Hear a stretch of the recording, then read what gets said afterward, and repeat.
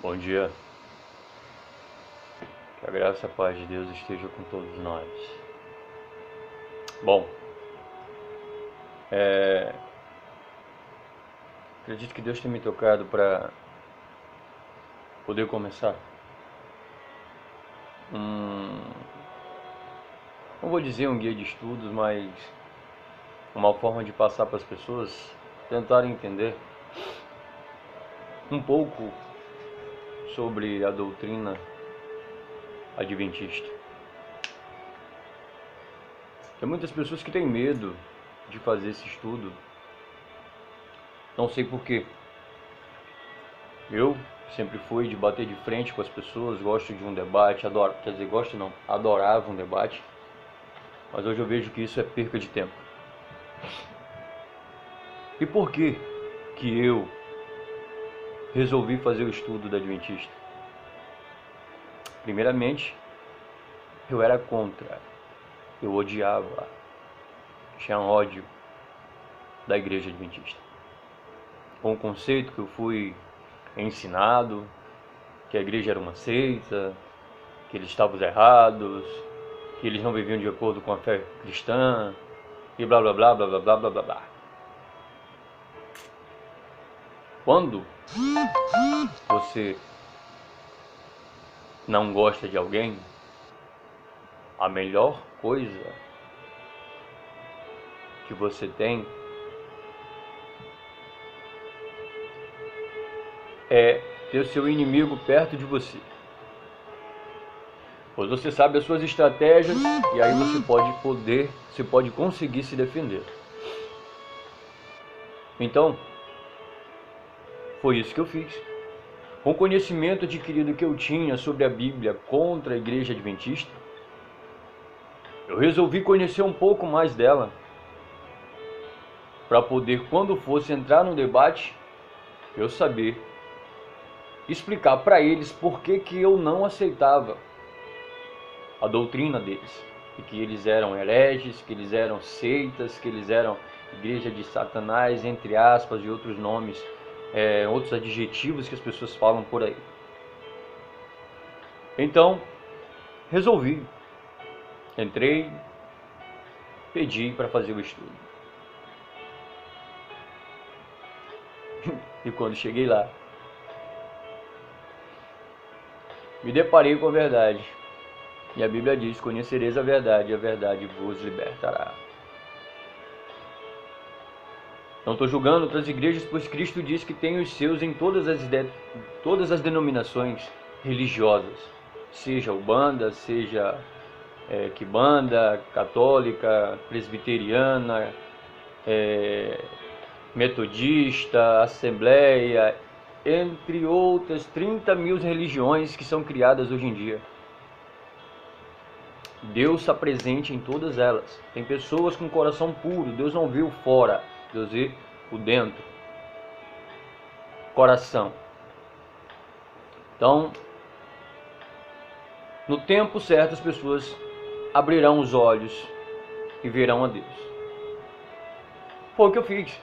Eu resolvi aprender sobre o meu inimigo para poder debater com ele e explicar por que ele estava errado. Quando eu cheguei, pensando que era só revistinhas que eles usavam, me deparei com isso. Todas as explicações que eles me deram foram dentro da palavra. Todas que eles me falaram. E como fala 2 Timóteo 3,16, toda a escritura é inspirada por Deus para redarguir, corrigir, repreender e ensinar na justiça. Aqui a Bíblia diz toda, fala de Gênesis a Apocalipse, e não de Mateus a Apocalipse. Como muita gente diz hoje, que acha que porque Jesus ressuscitou, o Velho Testamento não serve mais. Se não serve, por que tu adora a Deus? Por que tu não fala o nome de Deus em vão? Por que tu adora imagem? Tu não adora imagem? Por que é o sábado? Isso é questão de lado. Só os adventistas, né? E alguns sábados batistas que tem, assembleianos também que guardam sábado. Mas isso é um fora à parte. Por que tu honra teu pai e tua mãe? Por que tu não mente? Por que tu não rouba? Por que tu não adultera? Por que tu não mente? Não cobiça? Isso vem lá do Velho Testamento, Êxodo 20, do versículo 3 ao 18. Os 10 mandamentos de Deus. O Novo Testamento fala só algumas réplicas, algumas coisas, mas não fala direto. Por que tu continua? Se o velho não presta mais. Entendeu? Então por isso eu fui conhecer a fundo. E aí me deparei com a verdade. Sobre a forma de adorar a Deus, que o Velho Testamento também é válido até hoje. Como Apocalipse 12:17 diz, irou-se o dragão e foi pelejar contra a igreja remanescente. Remanescente, ela não está dizendo aqui Batista, Assembleia Adventista, Metodista, Universal, não. Ela está dizendo a igreja remanescente, a igreja de Cristo. Quem são a igreja de Cristo? Aqueles que guardam os meus mandamentos e têm o testemunho de Jesus. Tem que ter as duas. Não adianta só adorar, guardar o sábado e não ter fé em Jesus. Não adianta ter só fé em Jesus e não guardar o dia do descanso. Tem que ser os dois, junção, porque senão não rola, não acontece. Então é isso. A Bíblia ela se completa por si só. Apocalipse precisa dos livros proféticos para poder ser entendida. Ela não é entendida de forma só dela. Você precisa ler Daniel, Isaías, Jeremias, Judite, Tobias, Amós, Miqueias, Jonas, para poder entender o Apocalipse. Se você tem um conhecimento das duas, você é uma ferramenta de ouro nas mãos de Deus. Porque a palavra em Salmo 119 diz, guardo tua palavra no meu coração para não pecar contra ti. Se tu entender a essência da palavra de Deus, que é amar a Deus sobre todas as coisas e amar o teu irmão como a ti mesmo, a Bíblia se resume nesses 2 versículos. São histórias de amor a Deus e amor ao próximo.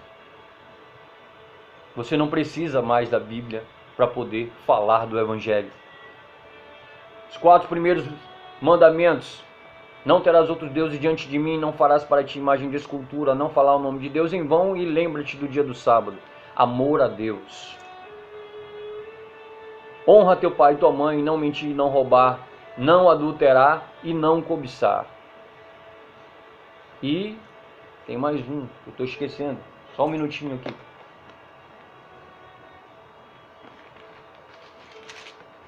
Vamos aqui, a palavra de Deus para poder tirar a dúvida, né? Não matarás, não adulterarás, não furtarás, não dirás falso testemunho contra o teu próximo e não cobiçarás.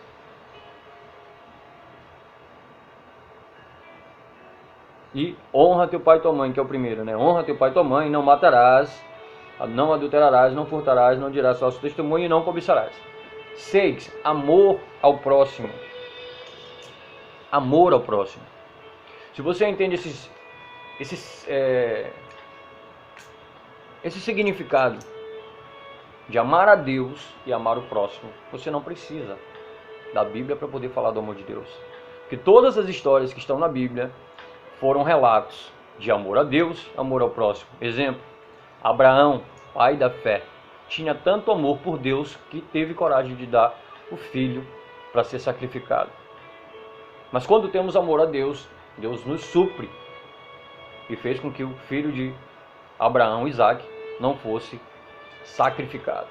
Jó perdeu tudo, sentiu feridas no corpo, perdeu os amigos, perdeu a família, perdeu a sua fortuna, perdeu a sua casa, perdeu tudo. Mas não devemos amar a Deus só quando estamos bens. A Bíblia diz que temos que amar a Deus até nos momentos difíceis, e foi isso que Jó fez. Deus fez o que? Depois restituiu e deu tudo em dobro a Jó. Tudo em dobro. Então, São homens que entenderam o verdadeiro sentido de amar a Deus e amar ao próximo. E é isso que precisamos entender. O que Deus quer de nós. Deus quer que nós amamos Ele em primeiro lugar e amar o nosso próximo como a nós mesmos. Se entendermos isso, as coisas melhoram pra gente. Porque a Bíblia diz, se tu ama a Deus e ama o teu próximo, tu sabes ser fiel no pouco. E Deus fala na palavra dele, ser fiel no pouco, e no muito te colocarei.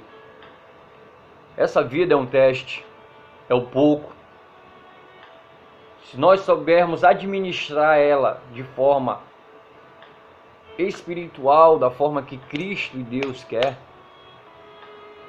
nós teremos o galardão de morar nos céus junto com o Senhor Jesus. Na Nova Jerusalém com o Senhor Jesus. Mas se não entendermos o motivo de estarmos aqui, que acha que é só trabalhar, ganhar dinheiro, se divertir, beber, usar droga, fazer isso, fazer aquilo, prostituição, entre aspas,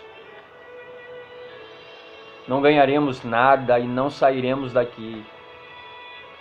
E acontecerá que só pararemos de existir. Ninguém sofre pela eternidade. O fogo da eternidade que a Bíblia fala é só uma metáfora. Do inferno é uma metáfora. Você precisa estudar para poder entender. Sodoma e Gomorra foi queimado com fogo eterno e até hoje queima? Não. Ela só não é uma terra boa para se plantar, nem para se fazer nada. Ela deixou, digamos, de existir. É isso que vai acontecer com as pessoas. Ninguém vai ser queimado um fogo pela eternidade, senão Deus seria um tirano, não Deus de amor. Ele é justiça, mas não Deus tirano. E outra, ninguém tem como ir ainda para o inferno antes de Satanás, porque Satanás foi o criador do pecado. Então ninguém pode sofrer antes de Satanás. E o único que vai sofrer mais do que o ser humano, por ter ido atrás de Satanás, é ele mesmo. E o inferno, os seus demônios e Satanás e as pessoas que acreditaram nele foram lançados no lago de fogo de enxofre e deixaram de existir. Não tem continuação pela eternidade para ficar queimando como eternidade. Isso a Bíblia não diz.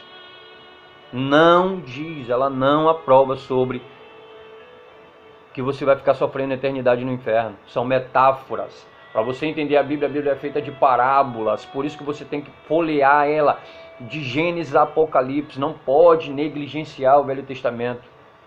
Você tem que entender tanto o Novo quanto o Velho. Porque a Bíblia ela se completa assim. Textos no Novo, no Velho e lá e cá para poder completar uma mensagem.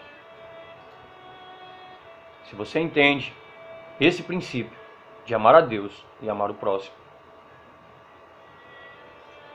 você é uma mina de ouro nas mãos de Deus. Então é isso. Que a gente possa abrir os olhos e ter o verdadeiro sentido de ser um adorador verdadeiro. E não tenha preguiça. Nós não precisamos de professores para poder entender isso aqui. Se precisássemos de professores, Deus não deixaria a palavra de Deus livre para nós podermos entender. Então Deus deixou ela para que você, quando sentisse dúvida, folheasse e encontrasse a verdade. Abre os teus olhos. Faz como Saulo, que virou Paulo. Quando as escamas caíram nos seus olhos, que Jesus falou que ele estava cego. Ele precisou de Ananias para poder limpar a sua cegueira. Ananias é nada mais, nada menos que alguém que vai te levar à verdade, pois nós sozinhos não encontramos a verdade. Precisamos de alguém que conheça, explique e cuide de nós até a gente estar preparado para poder explicar e passar para outra pessoa. Assim, a verdade, as escamas caem e conseguimos enxergar a verdade, como a palavra diz: conhecereis a verdade e a verdade vos libertará. Não tinha ninguém mais temido do que Saulo. Saulo era perseguidor dos cristãos, matador, porque ele achava que se ele matasse tantos cristãos, ele estaria no céu, com vários galardões, isso e aquilo, etc. Uma falsa salvação.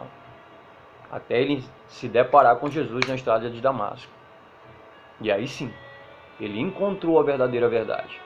E depois o que Saulo se tornou?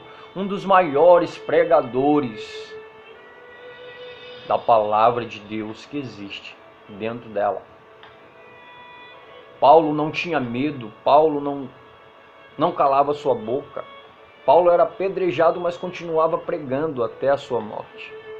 E ele dizia que morrer para ele era Cristo, pois ele guardou a fé, combateu o bom combate, e morrer para ele era Cristo, era lucro.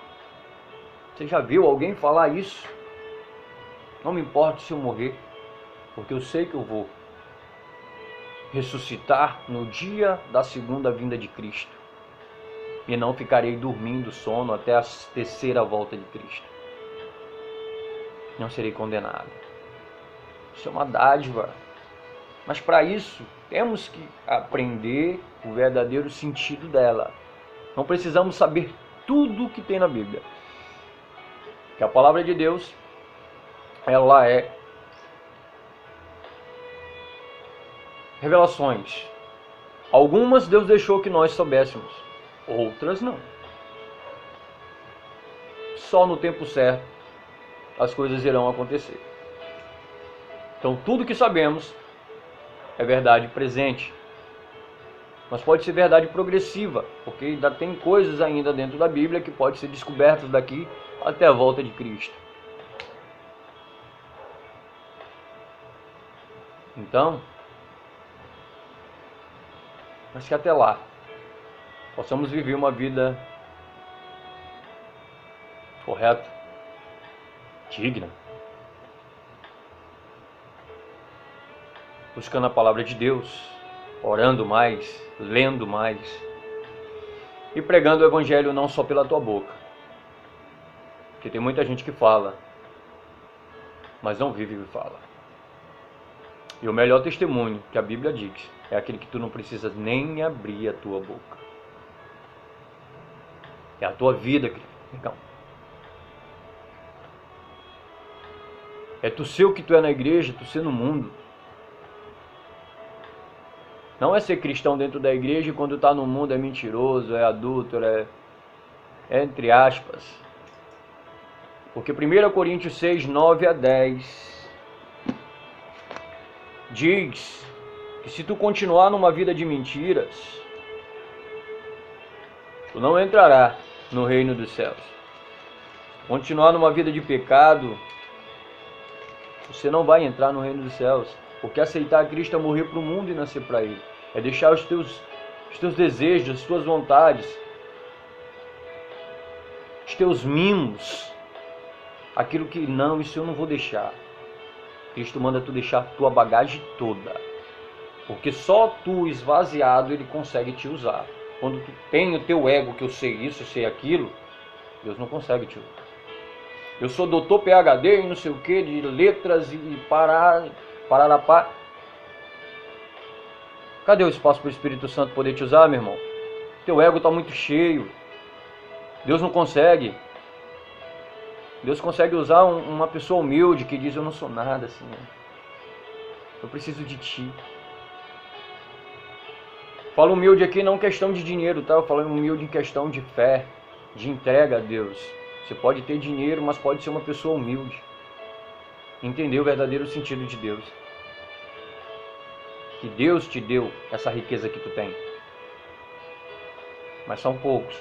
Porque Jesus mesmo disse ao jovem rico, é mais fácil um camelo passar por um buraco de uma agulha do que o rico entrar no reino dos céus. Ele disse é mais fácil, ele não disse é impossível. Ele disse é mais fácil. Aquele que tem dinheiro, que acha que pode tudo, acha que não precisa de Deus.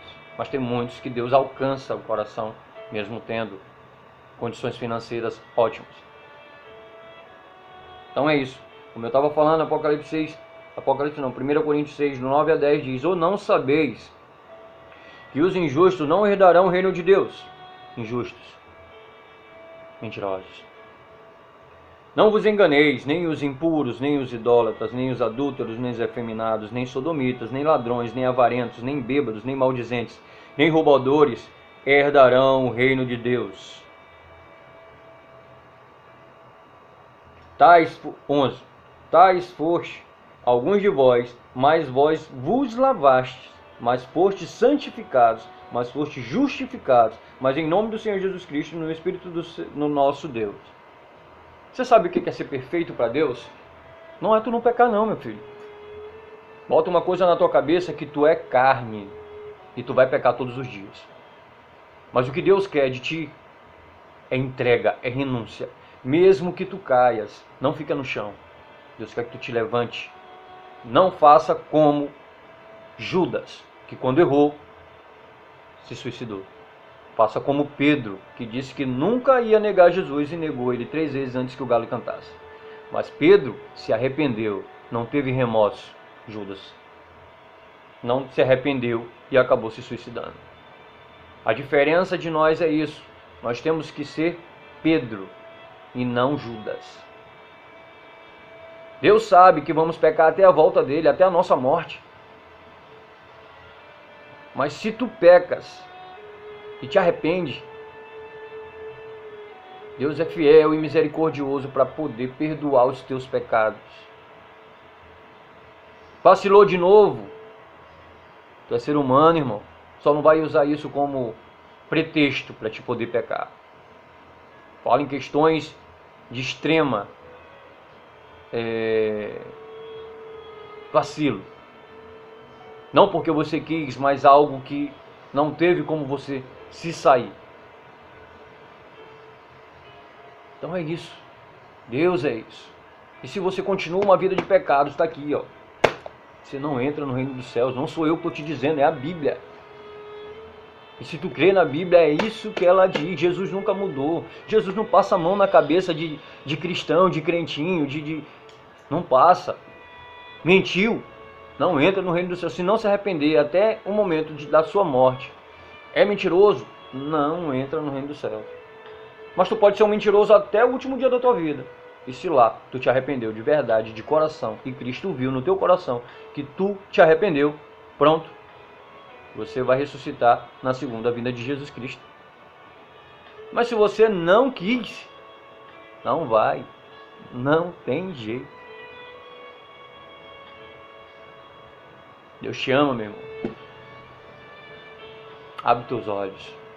Procura ler isso aqui, mas de forma completa. Tá? Não só de Gênesis a Malaquias ou de Mateus Apocalipse, mas sim de Gênesis a Apocalipse. Tenta entender o que Deus quer para ti. Não vai atrás de doutrinas, igrejas. Primeiro lê isso aqui. Eu tenho certeza que quando tu começares a ler isso aqui, o Espírito Santo, que é o Consolador do mundo, vai te dar entendimento e sabedoria que vem de Deus, para te poder entender o verdadeiro sentido de ser um adorador e o que tu deves fazer, quais as tuas condutas que tu deve ter como cristão e o que tu deve te afastar, abnegar, deixar para trás.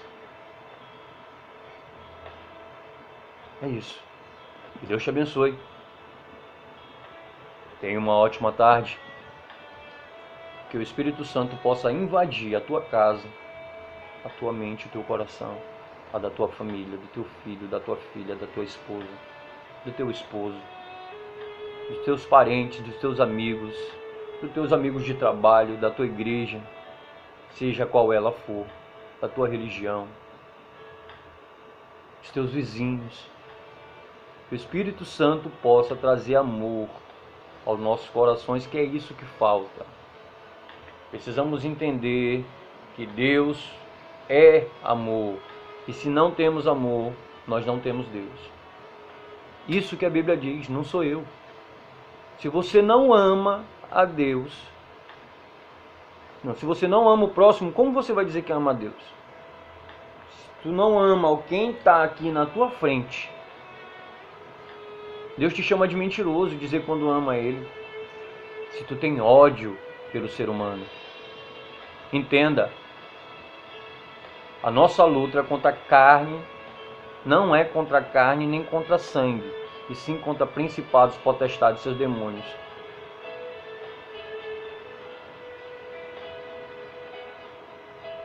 Ame o seu irmão. Ore pelo aquele que vos persegue. Mas não pague o mal com o mal. Jesus não faria isso. Mesmo, ele estrupou, ele fez isso e aquilo. Eu sou até uma pessoa incerta agora para dizer isso, porque eu sou um cara que eu preciso muito que Deus acalme meu coração, me dê mansidão, porque eu não sou. Sou um cara esquentado, sou um cara de poucas palavras, de responder na lata. Mas, Gálatas 5:22 diz que eu não posso ser assim, senão também eu não entro no reino dos céus. E eu preciso mudar. Porque se eu não mudar, eu irei perder a salvação. E o Gálatas 5:22 diz como o cristão deve ser. Mas o fruto do Espírito é o amor, alegria, paz, longanimidade, benignidade, bondade, fidelidade, mansidão, domínio próprio. Contra essas coisas não há lei. Então, meu irmão, está dito. Preciso ser longânimo, benigno, domínio próprio, manso, ter amor a Deus e ao próximo. Senão, está tudo perdido. Não adianta eu ter passado 40 anos na igreja. Se eu não tenho amor, não valeu de nada esse tempo. Por isso que temos que refletir sobre o que estamos fazendo dentro das igrejas. Será que eu estou lá pelo medo? Será que eu estou lá pelas minhas condições financeiras? Será que eu estou lá para arranjar uma gatinha? Será que eu estou lá para arranjar um namorado? Será que eu estou lá para conseguir uma casa, um carro, um sonho materialista? Ou será que eu estou lá porque eu entendi a verdadeira mensagem do Evangelho, que é: porque Deus amou o mundo de tal maneira que deu seu Filho unigênito para todo aquele que nele crê, não pereça, mas tenha vida eterna. João 3,16. Entender que Jesus saiu do seu trono de glória e veio até a terra para morrer por mim, por você e por todos nós. Saber o que ele sofreu, sentir na pele, tentar entender o que ele passou. E aí sim, eu estou lá dentro por isso, porque eu amo, porque ele teve coragem de vir e me salvar, porque se não fosse por ele eu não estaria aqui, eu estaria perdido. Porque a nação toda sem Cristo já estaria perdida por causa do pecado de Adão e Eva. Então se eu tenho que fazer essa reflexão de mim. Eu estou por quê? Por que eu estou dentro de uma igreja? Para quê? Será que estou aqui só para massagear ego, para dizer que eu acredito numa coisa e na verdade eu não acredito? Ou será que eu estou ali porque eu amo a Cristo? E se eu amo a Cristo, eu amo o próximo. E se eu amo o próximo, eu me preocupo com o próximo. E se me preocupo com o próximo, eu quero cuidar do próximo. Agora, se não é, meu irmão, não vai valer de nada esses teus 60 anos dentro de igreja. 30 anos, 20 anos, 15 anos, 10 anos. Seja qual for o tempo. Se a ficha ainda não caiu.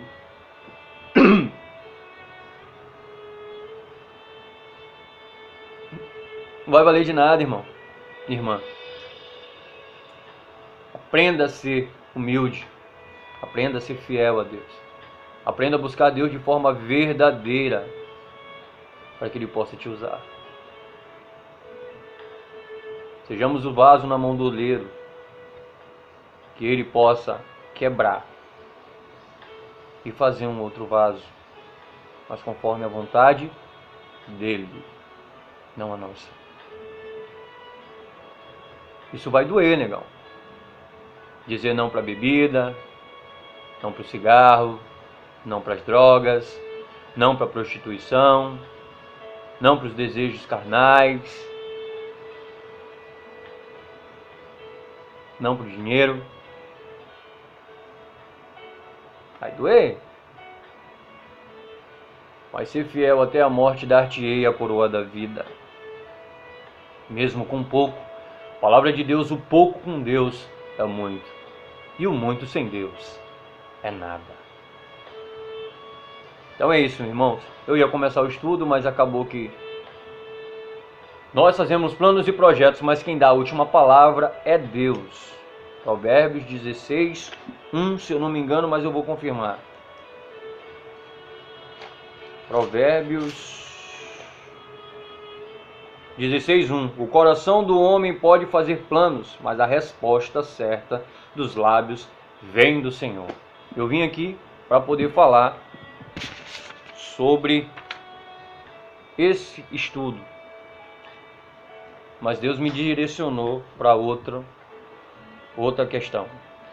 Então é isso, que Deus abençoe vocês, tenham uma boa tarde e que os anjos do Senhor possam te proteger e te livrar de todo o mal. Em nome de Jesus, amém.